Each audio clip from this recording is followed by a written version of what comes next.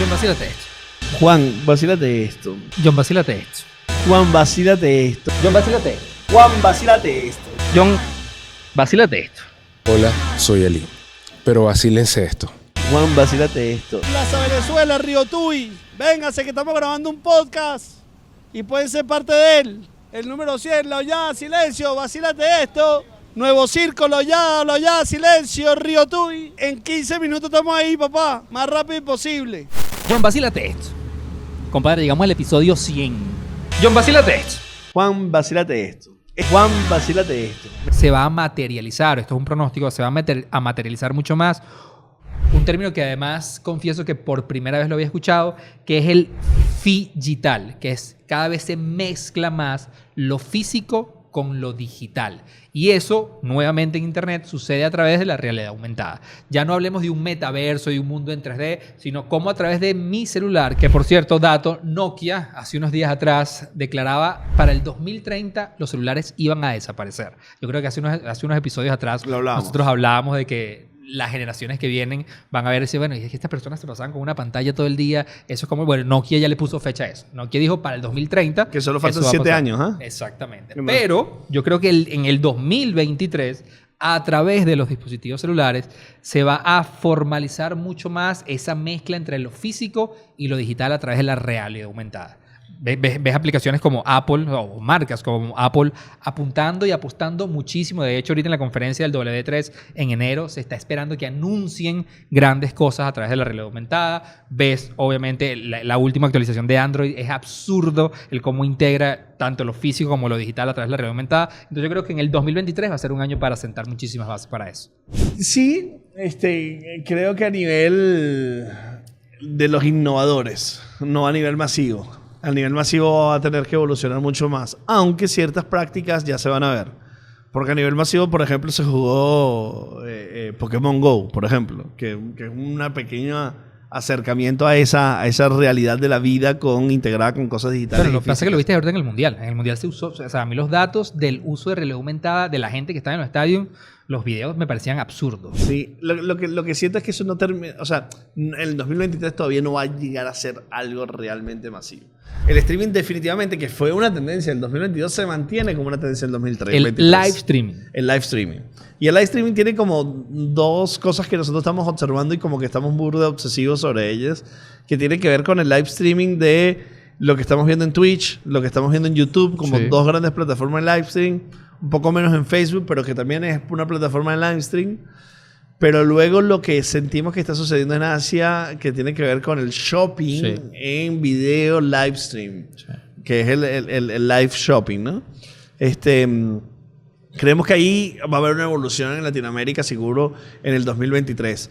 Sí, ya vemos países como México y Argentina donde el live streaming está funcionando muy bien, los otros países un poco menos, pero cada vez más, que es lo que yo creo que es relevante, independientemente que Venezuela, Colombia, Perú no tenga creadores importantes de live streaming, pero sí tiene consumidores relevantes, porque tú ves, por ejemplo, a los grandes creadores españoles, que son uno de los más importantes en el habla hispana, se preocupan mucho por Latinoamérica, todo lo que está sucediendo.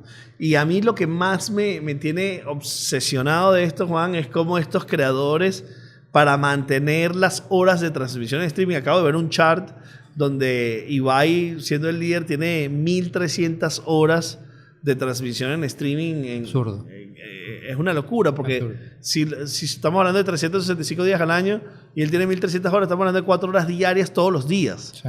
Lo cual es exige muchísimo como creador, pero ¿qué haces tú todos los días? Por eso nace Kings League, por ejemplo, claro. que es algo que va a suceder este 2023 y que ya está sucediendo en este 2023, que es una locura como propuesta para alimentar contenidos en plataformas de streaming. Sí. Y como fue la velada del año y como van a ser todas las diferentes, el torneo de fútbol que hace The Gref y todas las cosas que están sucediendo en streaming. A mí me parece que de allí sí va a haber una gran transformación en cómo entendemos los contenidos. Porque cuando nosotros hablamos de streaming, no de live, es realmente televisión, la televisión de toda la vida. O sea, son películas, series lo único es grabadas. On demand y ya. Sí, que las tengo on demand y tienen ciertos privilegios y tengo tengo todo el portafolio de películas que puedo ver. Pero el live streaming sí propone una forma distinta de contenidos. Sí. Realmente, o sea, estas ligas de... O sea, tú podrías decir, bueno, pero los deportes en vivo o en las entregas de premios en vivo tengo un live streaming de alguna forma, en la televisión tradicional.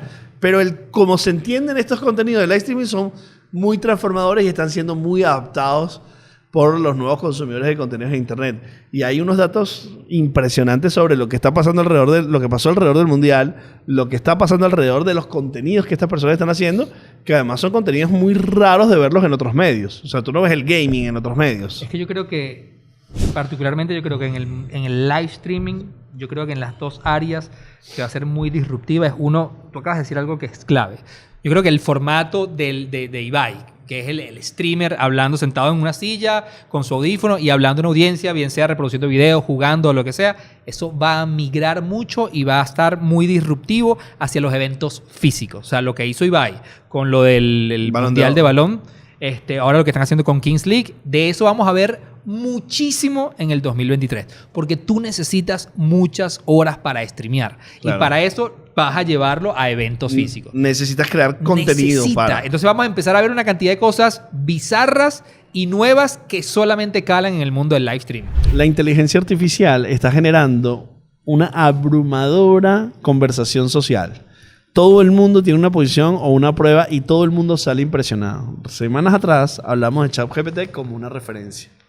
Hoy día sabemos más cosas y conocemos más cosas. Y un poquito lo que quisiera que habláramos hoy, y un poquitico lo que deberíamos hablar hoy, es cómo ha evolucionado estas plataformas, qué nuevas plataformas hay, y sobre todo enfocarnos en las que más nos llaman la atención de parte y parte para compartirlas y compartirlas con el público, y sobre todo evolucionar a que la inteligencia artificial no es ChatGPT, porque seguro lo que viene de Google, lo que viene de Facebook, lo que viene de las múltiples grandes compañías va a ser tremendamente poderoso, igual o más que ChatGPT. Y el principio de todo esto, y lo hablábamos en el episodio pasado, es que toda herramienta de inteligencia artificial lo que siempre va a buscar es emular con la mejor perfección es el comportamiento humano. Entonces, si tú puedes tener una persona virtual a tu lado constantemente que te va a ayudar a ti a mejorar en tus skills, ¿por qué no tenerlo? Porque una de las cosas que a mí también me ha llamado mucho la atención de todo esto que se está hablando de inteligencia artificial es una reciente conversación que tuvo Joe Rogan con uno de los programadores, creadores de ChatGPT. Y él lo que decía es que ChatGPT existe hace 3, 4 años, pero fue hace pocos meses que nosotros dijimos, ok, ya esto es otra cosa. Y esto lo voy a contar para conectar con la última aplicación que quiero traer sobre la mesa, que es que él decía, el gran cambio de realmente este motor inteligente fue cuando le agregamos conexiones neuronales para que aprenda a programar. Porque hoy en día en ChatGPT tú le puedes decir, quiero un código HTML que haga. Hicimos esa prueba. Ok. Y él dice, todo programador que me esté escuchando sabe que para programar, más allá de ser algo que tú aprendes teóricamente, hay algo esencial en la programación y es el razonamiento. No existe un programador que, más allá que se sepa todo el lenguaje y todos los query y todo, pero si él no razona, no hace nada. Y cuando ChatGPT, la versión 3, aprendió a programar, ellos dicen que se impresionaron cómo realmente ella empezó a razonar. Y de hecho hay una parte medio creepy de la entrevista donde Joe Rogan le dice, pero me está diciendo que hay emociones y reacciones que ustedes no saben por qué está sucediendo. El chamo dice, sí, así es la mente humana. O sea, todavía nosotros no sabemos cómo funciona realmente la mente humana. Eso nos está pasando a nosotros con las redes neuronales que se están sucediendo. Es decir, el aprender a programar le dio un sentido de razonamiento muy interesante a esta aplicación. Por ende, la programación está muy intrínseca en ChatGPT. Una de las cosas que cataloga mucho MrBeast, yo soy fan de MrBeast desde hace muchísimo tiempo, de verdad he estudiado mucho su fenómeno porque me apasiona alguien tan apasionado como lo es él. Este es un chamo que tiene 14 años siendo youtuber. Hoy ya tiene 24, Juan. 27. O sea, tiene 14 años siendo youtuber. A los 13 años dijo... o sea, voy a morir intentándolo, pero si no soy el youtuber más importante del mundo, no me interesa nada. Juan, perdón que te interrumpa, mira esta anécdota. ¿Sabes cuál fue el primer video más popular? Hay varios. El primero fue uno donde él se sentó frente a la cámara a contar hasta 10,000. Sí. Está ese y está donde él dice el nombre porque él siempre estuvo obsesionado con PewDiePie. PewDiePie que era hasta hace año y pico el youtuber más importante, que luego fue superado por MrBeast, que estaba la carrera entre el y canal con el canal hindú. Ajá, con El canal hindú TMS. ajá. No, TMS no, déjame ver. Pero él siempre tuvo la obsesión de ser más grande desde la admiración. Ser más grande que Claro. PewDiePie. Y uno de los videos por el que él se hace famoso es decir PewDiePie. O sea, es decir el nombre de PewDiePie por 24 horas continuas. Obviamente esto llamó la atención de PewDiePie habló de él. Es decir, cuando uno ve la carrera de él siempre ha sabido interpretar muy bien las reacciones y las estadísticas de todo lo que está sucediendo en YouTube. De hecho, él anecdóticamente, lo dice en esta entrevista y lo ha dicho en muchas que él ha estado, él dice que él un día se encerró por 1 año y medio con sus amigos, que son muchos los que lo acompañan hoy todavía, a tratar de deconstruir todos los fenómenos, desde PewDiePie hasta los fenómenos importantes, y obsesionarse 24 horas al día de construir qué hacía famoso o qué hacía viral un video. Y una de las cosas que él entendió es precisamente esto que tú acabas de decir. Cuando un video es bueno y un video realmente se diferencia del resto, a YouTube le interesa mostrarlo constantemente. Y él considera que sus videos son efímeros no por el revenue que le generan a YouTube, sino por lo diferente en estructura narrativa que es efímera. Es decir, no solamente el revenue se va a mantener y por eso YouTube lo muestra, pero tiene que ver mucho con la narrativa. Pero no es efímera. ¿Qué O sea, cosa? no se muere No rápido. muere, Claro. no muere. Precisamente eso. Una de las cosas que él dice que él le obsesiona es cómo construir narrativas que no mueran en el tiempo. Y por eso él es el único creador. Lo puedes comparar con lo que tú quieras, pero es el único creador que se ha atrevido, de hecho lo dice en esa entrevista, donde él reinvierte todo lo que le genera un video en su próximo video. Así fueron los primeros 100 videos de él. Sí. Yo, si ganaba $1, yo reinvertía ese dólar y lo volvía a meter. Que a su vez su comunidad valora eso porque entiende que cuando genera compra de merch o consumo en sus productos, entiende el lado filantrópico que tiene MrBeast Sí. en la reinversión para la calidad de sus materiales y sus contenidos, y además en cómo ayuda a la comunidad en general, ¿no? Sí. Entonces, es decir, eso a su vez lo convierte en un valor. Déjame darte el dato para que quede claro. T-Series, que es el canal hindú, tiene 235 millones. Es probable que nosotros hayamos hecho un video hace algunos mucho años tiempo. donde se estaba compitiendo PewDiePie, Con que hoy T-Series. día es el 7º canal más visto con 111. Es decir, este canal hindú le sacó el doble de suscriptores, obviamente hablándole en Le ha ese perdido la mercado. pista a ellos. El segundo canal es YouTube Movies. El tercer canal es Cocomelon. El 4 se llama Set India. Y el 5º es MrBeast. Pero entonces sería el youtuber por sí solo, número 1. Ujú, es el número 1. Y PewDiePie, MrBeast con 131 millones y PewDiePie tendría 111 millones. Es decir, tiene 20 millones más de suscriptores. Claro, ahí lo interesante haciendo una comparación directa, siendo PewDiePie quien es PewDiePie y que fue uno de los precursores de toda esta generación, pero PewDiePie tiene 111 millones.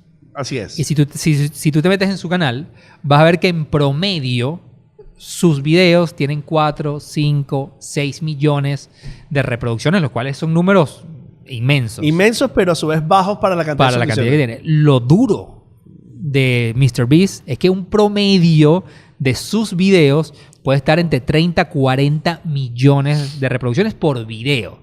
Es decir, hay un engagement de su comunidad muy alto con todo lo que él publica. Y yo al principio hablaba de estos números y te decía que era el canal principal.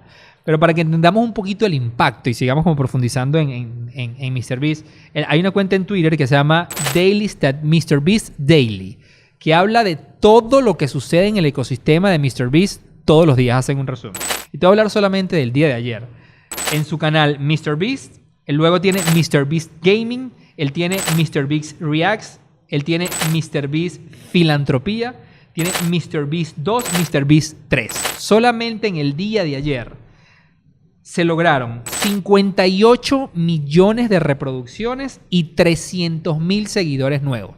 Porque esto es coherente con lo que tú decías al principio. Él sabe que solamente ayer él agregó 300,000 personas nuevas a su ecosistema de contenidos. De ahí un porcentaje probablemente vio el episodio del juego del calamar. Claro. Él sabe que esto es un Probablemente día. él ayer no publicó video. No, es que de hecho él no publica todos los días. Él publica generalmente cada 10 días. Puede publicar un video.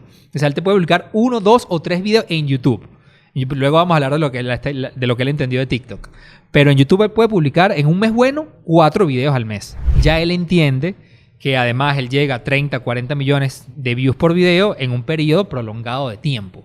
Y además entiende el crecimiento constante de su ecosistema todos los días. Es decir, él sabe que esto no va a parar. Independientemente de si está produciendo hoy le dice que tengo que publicar algo hoy, tengo que publicar algo hoy. Ahí me hizo reflexionar algo la entrevista, que fue lo siguiente, Juan. A él le preguntaban sobre la obsesión del analytics. La semana pasada nosotros tuvimos una reunión sobre lo importante de ver la analytics para definir las líneas de contenido. Y él decía exactamente lo contrario. Él decía, realmente nosotros vamos por las ideas de creación y nos preocupa por hacer el mejor producto posible de video para garantizar la mejor entrega a nuestros consumidores. No si X cosa gusta más que otra. Y yo decía, sí, debe ser esto que lo estás diciendo en la entrevista, es verdad, pero cuando salió el juego del calamar no lo hiciste porque se te ocurrió. Sabías que había un boom gigante de 150 millones de personas en el mundo viendo los juegos del calamar. No, y no solamente eso. O sea, este canal demuestra que hay un equipo detrás del inmenso monitoreando absolutamente la más mínima estadística de todo lo que ellos hacen. Claro, porque sacas los verticales en función de lo que sabes que funciona mejor. ¿Por qué no tiene uno dedicado al ping pong? Claro. Que le gusta muchísimo. No lo sé, pero si le gustara. Lo que yo sí estoy convencido de él y es seguro, probablemente a él particularmente las estadísticas no es lo que les quita el sueño. Él sí cree, de hecho hay otra entrevista que también la vamos a colocar aquí, que sucedió hace unos 8 meses, 9 meses, en un podcast en YouTube que se llaman Colin and Samir, que estos chamos a mí me encantan muchísimo. Fantásticos. Ellos además son muy amigos de MrBeast, y por eso fue una conversación como de amigos. De hecho, sí, más distendida. Cuando MrBeast abrió el restaurante de hamburguesas, ellos fueron los únicos que tuvieron acceso a documentar todo lo que él vivió ese día. Entonces ellos tienen como un acceso muy, muy particular hacia él. Y él les decía a ellos, mira, la manera en que realmente ustedes van a crecer como creadores de contenidos es primero olvidándose de los suscriptores. Olvídense de los suscriptores. Los suscriptores es un número arbitrario, no tiene nada que ver.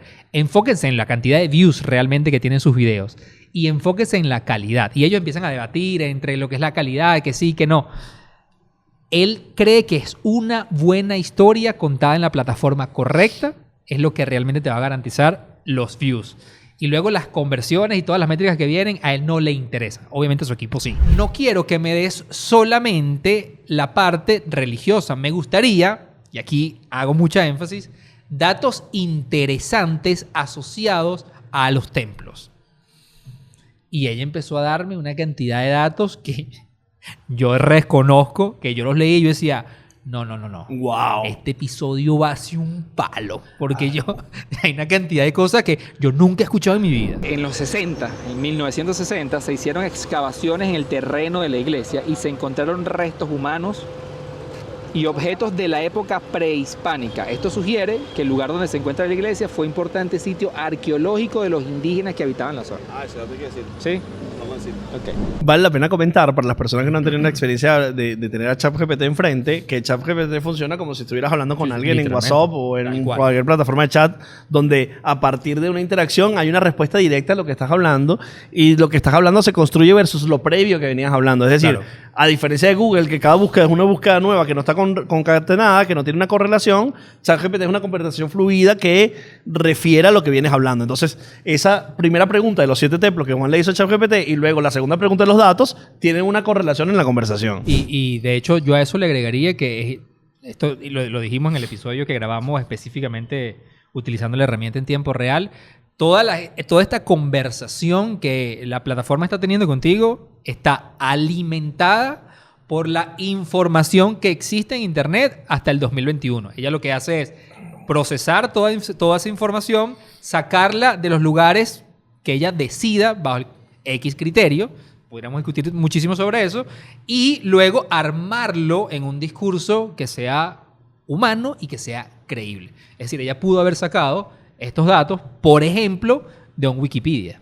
Sí. Que todos sabemos que mucha de la información que está en Wikipedia no necesariamente es verídica. Sí, bueno, porque es alimentada por la comunidad. Open source. Es alimentada por la comunidad. Aunque hay unos protocolos para tratar de validar, hay mucha información que puede ser no cierta. Sí.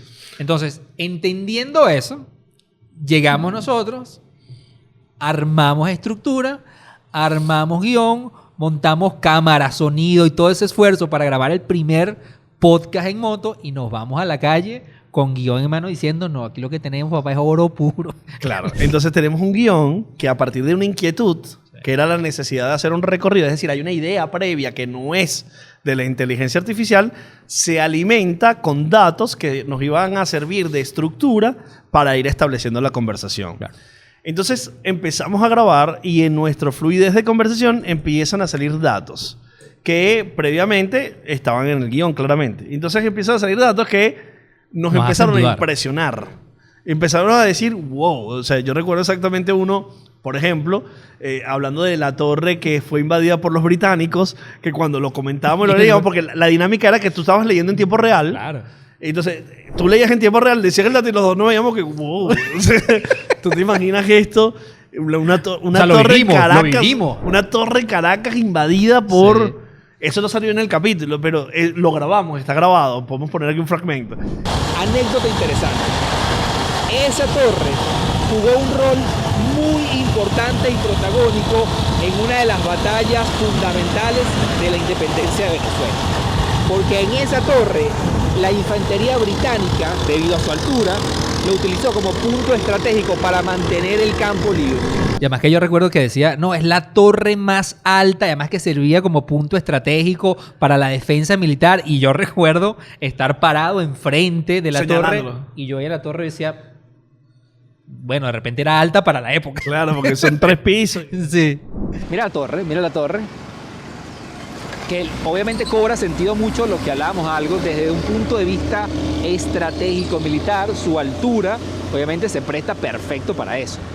Entonces eso nos empezó a generar entusiasmo porque habían cuentos buenísimos. O sea, relativos a túneles debajo de los templos, próceres que estaban en ellos, algunas personas que estaban en los mausoleos. Entonces se empezó a generar una cantidad de información que grabamos y después hicimos un proceso de fact-checking con nuestro equipo humano, Carlas, nuestro equipo de content con Estrella, nuestro equipo de producción, y empezaron a ver lo que dijeron y nos llamaron. No, ya va. Yo quiero hacer un pequeño paréntesis ahí, porque yo no voy a poner el audio ni la conversación, pero yo recuerdo Carla, el parte del equipo de Vacílate Esto, y además se encargó de todo el tema de fact-checking humano, que me mandó un mensaje Juan, yo estoy hiper preocupada por el episodio. Claro, porque tenemos mucho entusiasmo por el episodio en moto. Porque siento que muchas de las cosas que he escuchado hasta ahora, nada es verdad. Claro. Nada es verídico. Y aquí yo recuerdo que en ese momento yo le decía, Houston, tenemos un problema. Primero hay un problema y segundo, mira, mi lógica de ese momento es, ya va.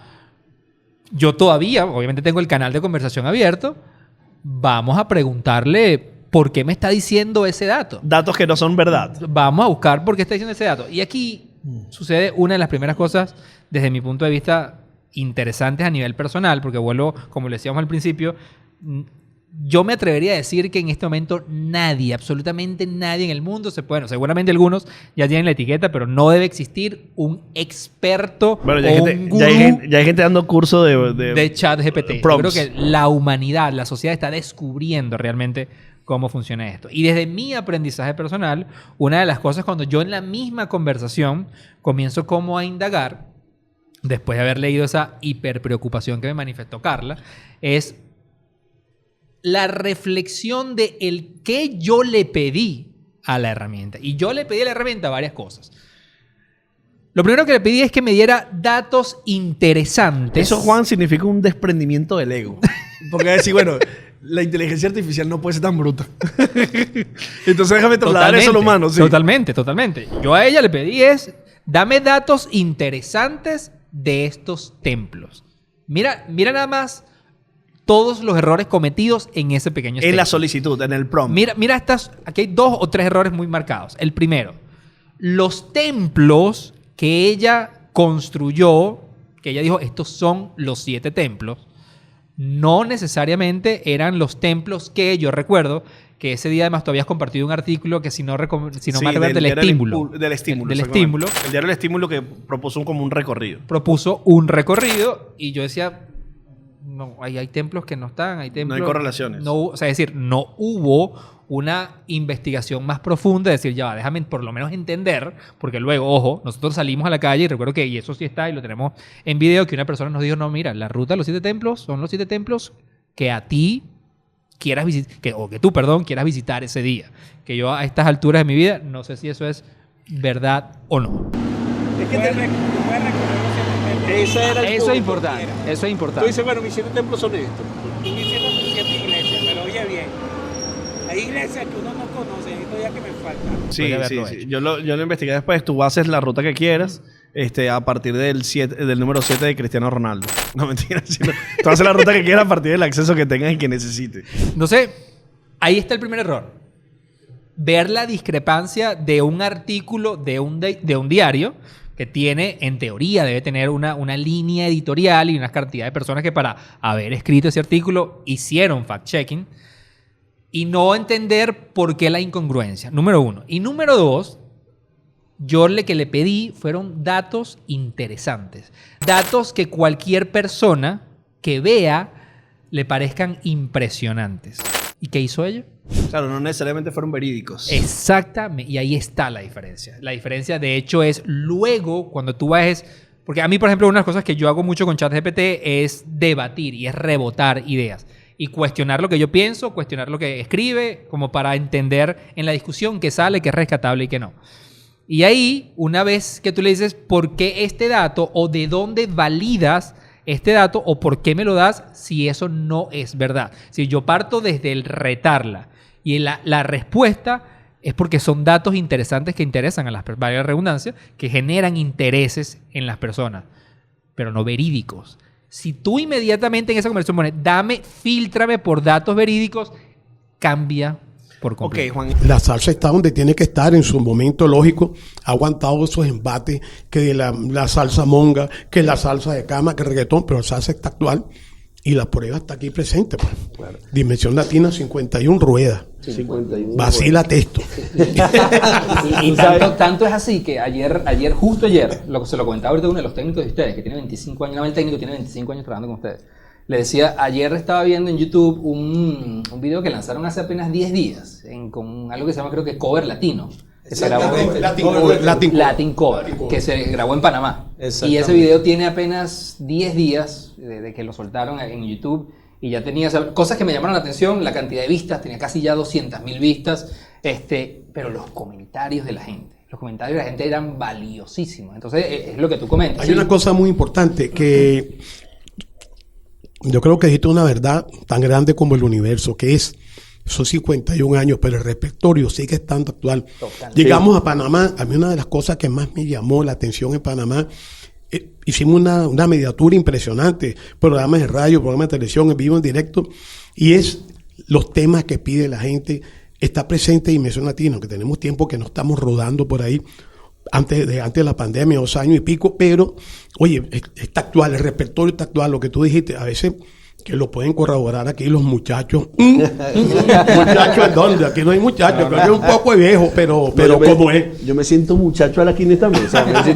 Entonces, o sea, hay gente que llega a los bailes de nosotros y mira, ustedes me tocaron mi graduación en el año tal. Claro. Ustedes tocaron el matrimonio.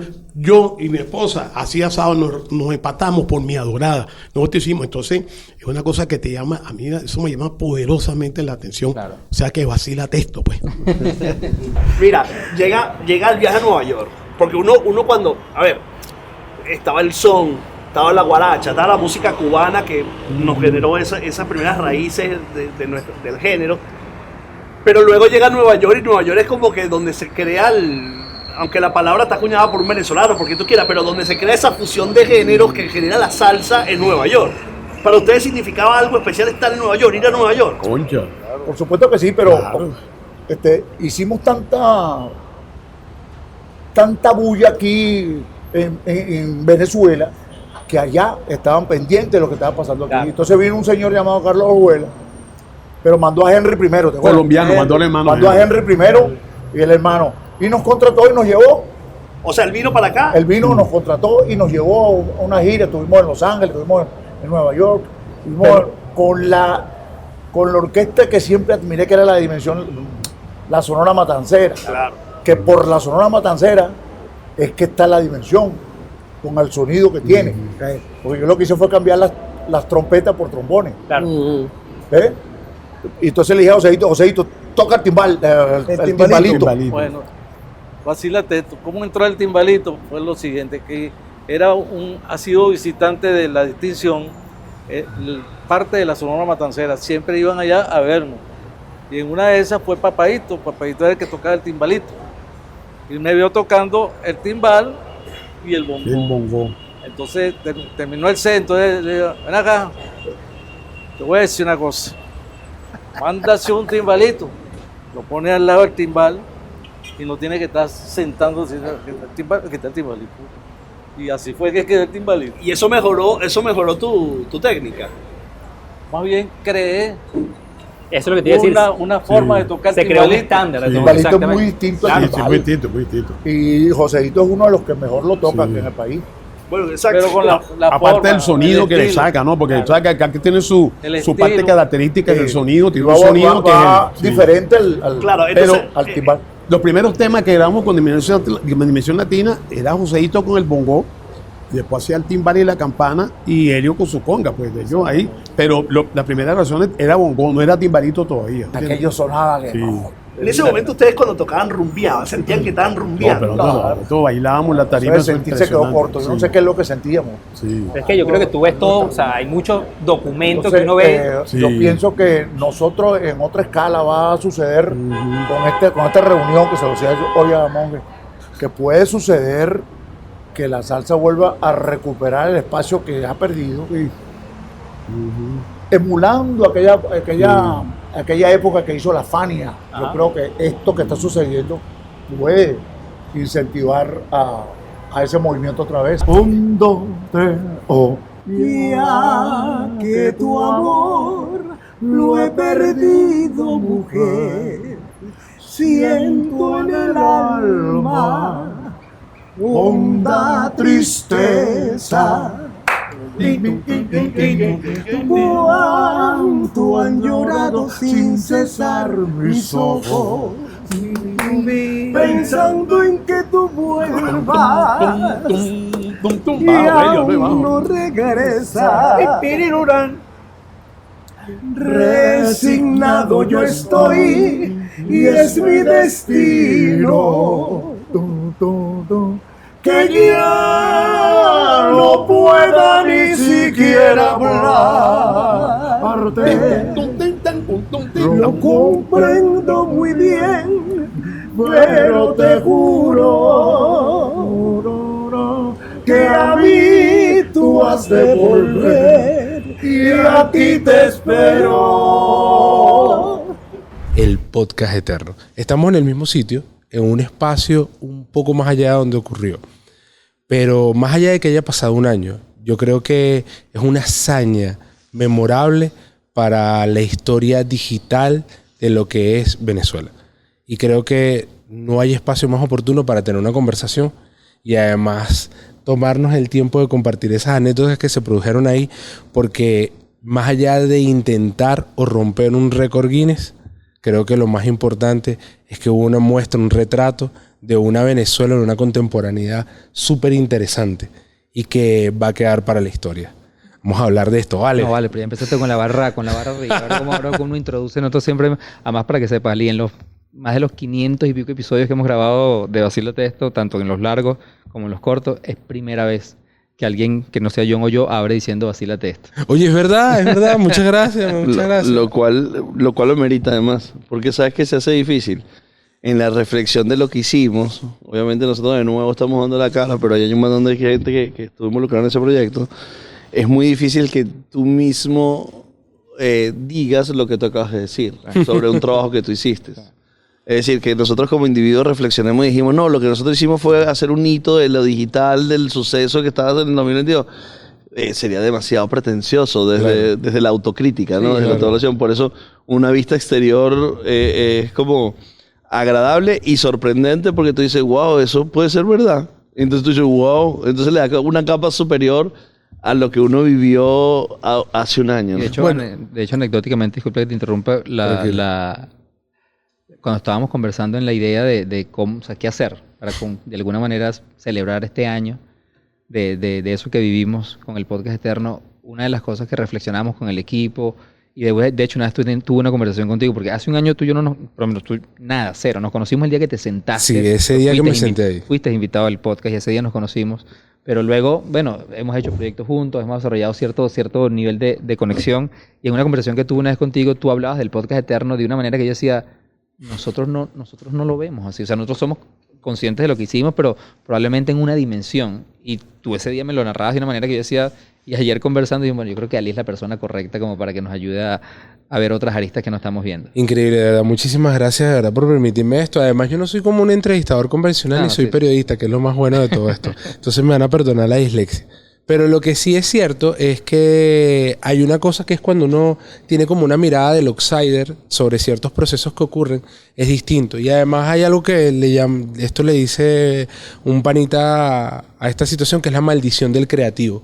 Como estamos confinados a esta necesidad de hacer algo, nuestros intereses y lo que nos mueve, cuando nos montamos en esa vuelta son distintos incluso a lo que de pronto se produce, o tiene otros matices que capaz a veces uno no lo ve. Y en ese sentido, también para que quienes nos vean puedan entender un poco de qué va esta vuelta, es cierto, hace un año ustedes hicieron una hazaña que en términos técnicos para la Venezuela del 2022 era súper complejo, que era plantearse en el marco de la celebración de los 40 años de la conexión del Internet, celebrarlo a través de hacer un podcast eterno, que realmente era una transmisión en streaming de forma continua durante 40 horas.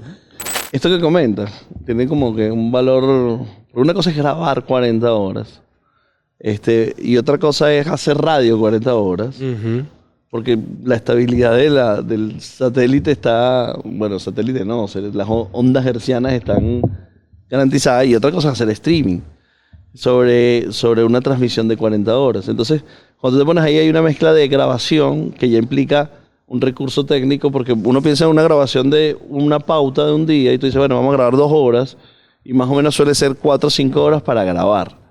Cuando piensas en una grabación de 40 horas, piensas que hay equipos que tienen que dormir, hay equipos que tienen que descansar, es decir, 40 horas una cámara no es una cámara, son 5 cámaras. Totalmente. Entonces, esa logística, luego lograrlo en el streaming, de la visión tecnológica de lo que sucedió ese día, es tremendamente complejo en ese marco de la Venezuela que vivíamos, que estamos en categorías, creo que tenemos promedio de velocidad de conexión de 5 megas. Sí. Recuerdo que para esa época Venezuela era que si en la lista de la conectividad en internet estábamos en la lista de los últimos 5. Sí. Y también eso habla un poquito de la insistencia de lo que nosotros queríamos lograr, porque eso es un logro técnico. O sea, primera vez, más allá de las 40 horas de podcasting y el récord mundial, habla de la primera transmisión en streaming, que me atrevería a decir que se ha hecho en Latinoamérica de manera continua, y que eso sucediera en Venezuela es importantísimo. Yo recuerdo que en la conversación que nosotros tuvimos,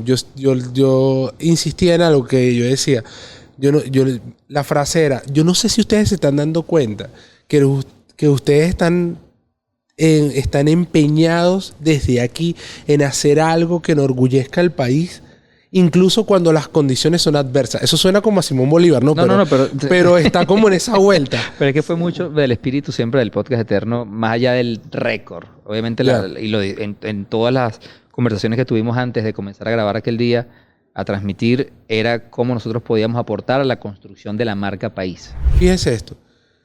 Hace 365 días estaba pasando ese momento en la mañana que fue épico, en ese momento en la madrugada que fue épico. Maravilloso. Callayo estaba tocando, termina todo esto, hay todo un agotamiento y se van a sus casas. Descansan, celebran, los demás todos celebran. Ocurre como este momento, esta épica, que es increíble.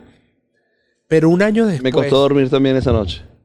Pero un año después, Vacílate Esto podcast. Ajá. Porque además estamos hablando de que todo este proyecto es parte de la misma sinergia que ocurre con todo el patio contenido, con todo lo que está haciendo el equipo de Vacílate Esto, incluso gente de otros equipos. Les pregunto a ustedes, ¿cómo sienten ese impacto como equipo creativo, no solamente para proyectos futuros, sino como engranaje? Ojo, hermano, yo estaba en rodaje que después no hablo más nunca con esa persona porque nos odiamos para el resto de la vida. Chambearon 40 horas. De forma continua. ¿Cómo se mantienen juntos y cómo nutre eso un proyecto como el que ustedes están haciendo? A ver, yo creo que... Perdón. Antes de que respondan, de parte de todo el equipo de Vacílate Esto y el patio, nosotros le tenemos un obsequio a los muchachos. Momento perfecto, vale. Momento perfecto. Vale. Eso más o menos ya responde un poco. Y en verdad estaría cool que lo leyeran, pues. Ok. Espera, me lo vas a dar a mí. Yo lo voy a romper así, pero en la desesperación. Sí, se lanza una. Ok. Vamos a lanzar una de unboxing emocional. O sea, me lo das a mí. Entonces, si lloro, bueno, si lloro, lloro. Es el... Mira qué belleza. No, Ok. vale. Mira, qué belleza. Dice el podcast eterno, el Patio Content Studio otorga este reconocimiento a Vacílate Esto Podcast por haber roto el récord mundial del podcast más largo del mundo con 40 horas de transmisión ininterrumpida. Caracas, Venezuela, 29 de julio del 2022. Un aplauso. ¿Para qué Guinness? ¿Para qué Guinness? ¿Para qué Guinness? Que se me aguarden los ojos. Sí. Claro. Qué belleza, chicos. Gracias. Increíble a todos ustedes. No hay cámaras que muestren a estos muchachos, pero es increíble. Voy a responder tu pregunta. Cuando termina esas 40 horas de trabajo, que en realidad son 40 horas de trabajo del podcast eterno, pero el equipo de producción tenía horas antes trabajando. O sea, no empezó, la transmisión empezó a las 8 de la mañana, pero cada uno de ellos se despertó a las 5 de la mañana para llegar a la locación, para tener el set grabado. La noche anterior nos habíamos acostado a las 12 de la noche preparando el set. Es decir, no son 40 horas, son un bando más. El mood era de felicidad, de orgullo, de compromiso. Y al día siguiente, y los días siguientes, la sensación era, queremos hacer cosas así. Claro. Qué brutal. Y yo no sé, yo creo que, o por lo menos yo no soy consciente de, inclusive en ellos como equipo, la cercanía y la relación que generaron. O sea, obviamente nosotros como un todo lo podemos ver en el día a día, pero sé que entre ellas, sobre todo, y no por destacar a nadie, pero sé que el equipo de producción, el equipo de sonido, o sea, todo lo que es el equipo del patio, porque tú lo hablas al principio, si tú cuentas entre nuestro equipo, más colaboradores, más marcas, o sea, ese día hablábamos más invitados, estás hablando de casi 100 personas que estuvieron colaborando de manera directa e indirecta para esto, pero el equipo muy directo, muy cercano, generó entre ellos es una hermandad. Juan, pero el 100% de ese equipo está aquí. Todo. Está María, Sí, está Caupo, está Valeria, está Darwin, está Majo, está Gabriel, está Estrella, que fueron todos ellos el 100% de ese equipo. O sea, no siguen aquí haciendo Vacílate Esto, y se incorpora Carles, se incorpora Oriana, porque bueno, el proyecto crece y necesita como mayor refuerzo, pero ese mismo equipo ese día está aquí hoy haciendo este capítulo. Sigue increíble. Y yo creo que es eso. O sea, en cada cosa que inventamos, porque es algo que nos caracteriza, que necesitamos estar inventando cosas todo el tiempo, es increíble como, no quiero decir que antes no, pero después el podcast eterno es, ok, ¿y ahora qué viene?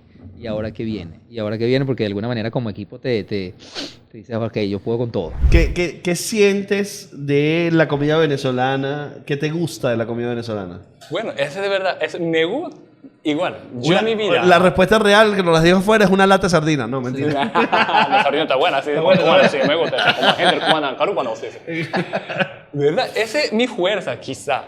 Yo salí de mi país. Estados Unidos, yo no conflicto nada de comida. O sea, yo puedo comer todo comida. Y yo vine aquí a Venezuela, siempre, yo no sabía arepa. ¿Qué es arepa? Arepa, que estaba comiendo.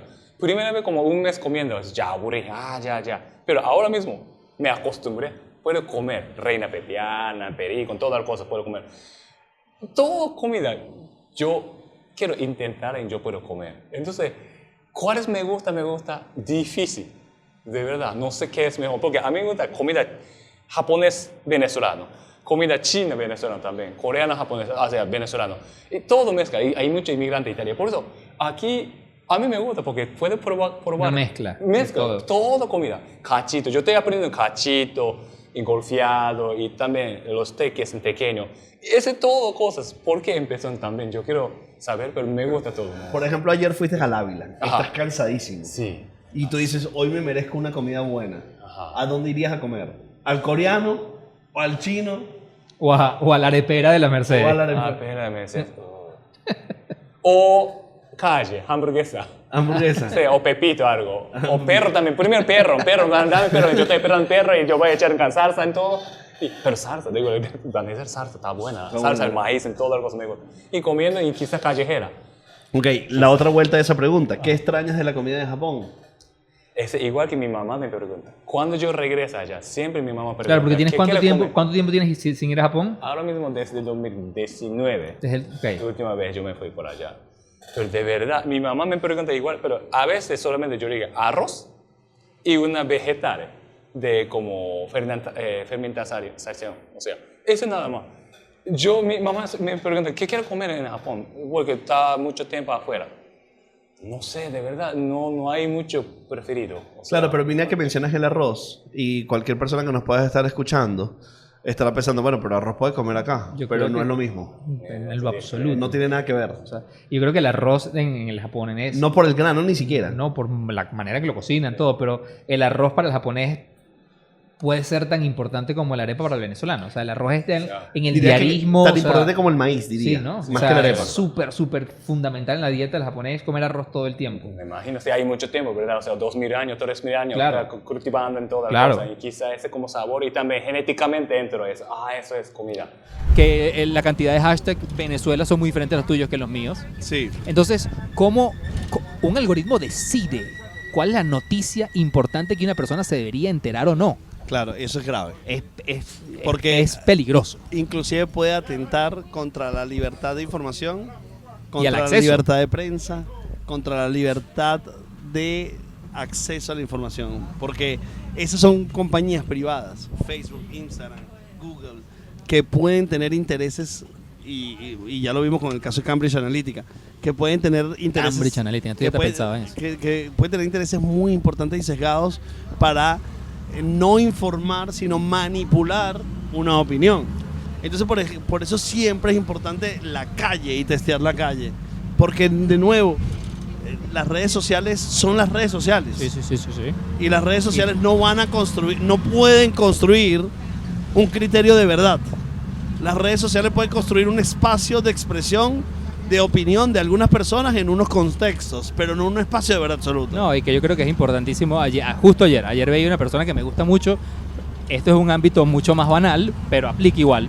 Que es una persona que hace reviews gastronómicos, ¿no? O sea, Sí. él va y hace su... Y a mí lo que me gusta de esta persona, que es cuando él termina, él siempre dice, chicos, él dice esto, esta es mi opinión. Yo lo que siento es que ni por la mía se deben dejar sesgar.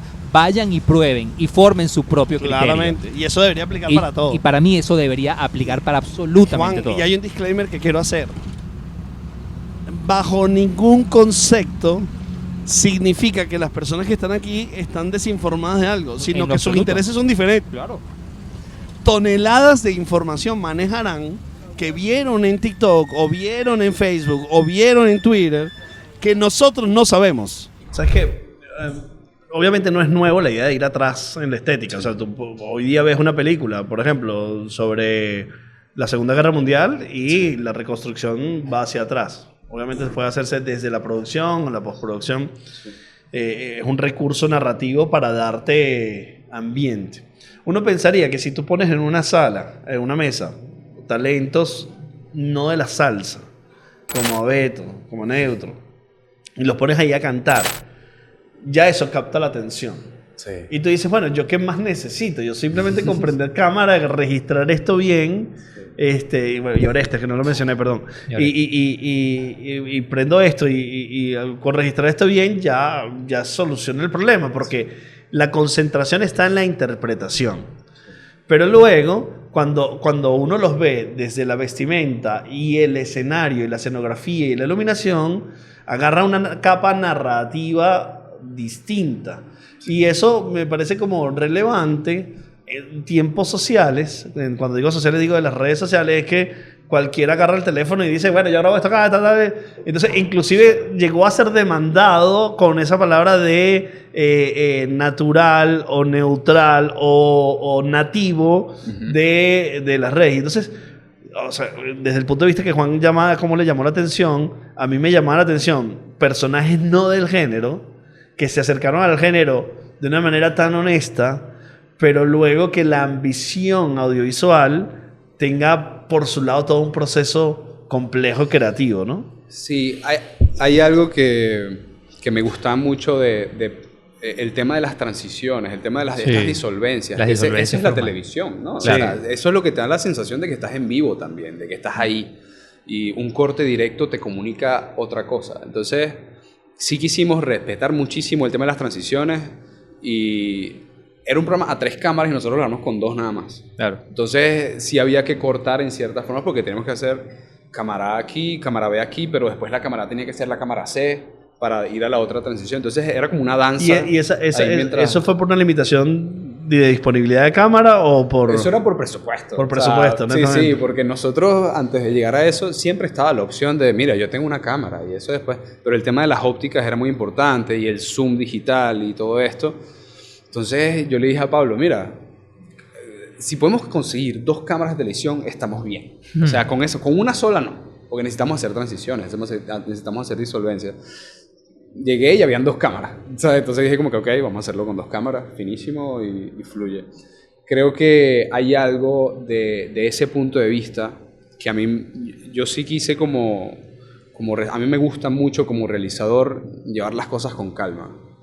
O por lo menos dejar, lo que a mí me gusta decir, respirar los planos. Que los planos respiren y que la gente pueda verlo.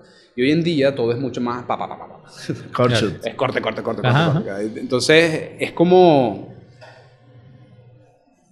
el video como empieza, que es como empezó el video de Frank Sinatra, que es un plano de detalle en un instrumento y ese plano se va abriendo.